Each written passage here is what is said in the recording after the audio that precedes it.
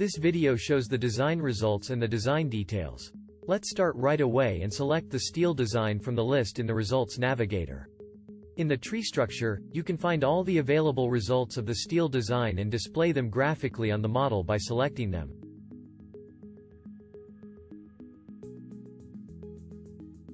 Each color represents a design type. It is also possible to display several results at the same time.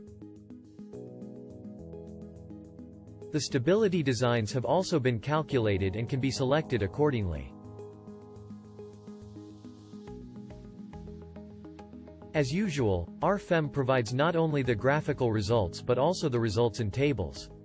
In the Overview subcategory, you can find all warnings, non-designable situations, and so on.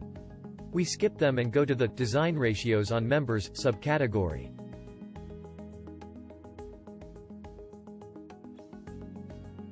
The design ratios of all load combinations on each individual member are displayed.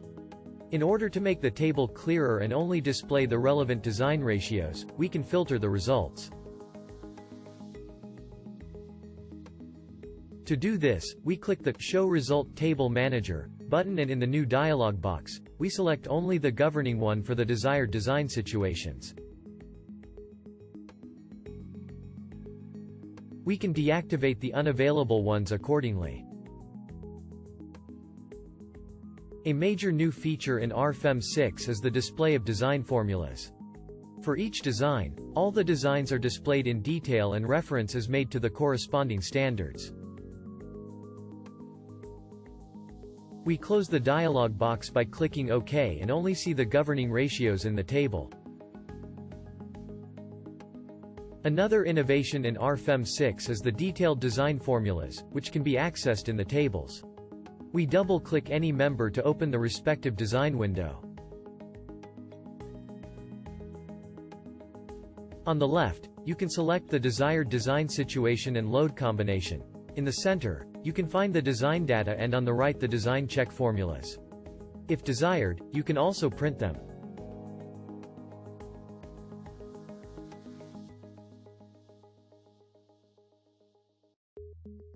By clicking the respective button at the top of the window, you can still activate the design ratio of the cross-section.